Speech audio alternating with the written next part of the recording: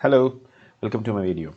So we all know how to set an out of office reply in your Outlook, and once you set your out of office in your Outlook, it will automatically sync to your Teams app, and you can see your out of office reply in from your Teams app as well within like 30 minutes time. So it takes the time to sync.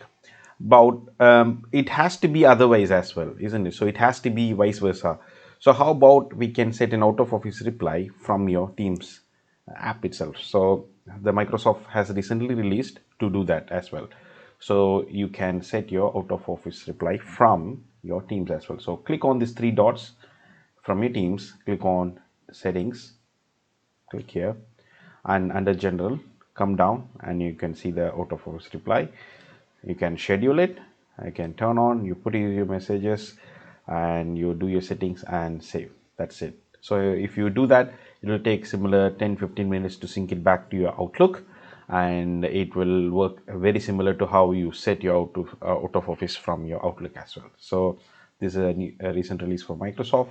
Hope it's helpful for you. Thanks. Bye.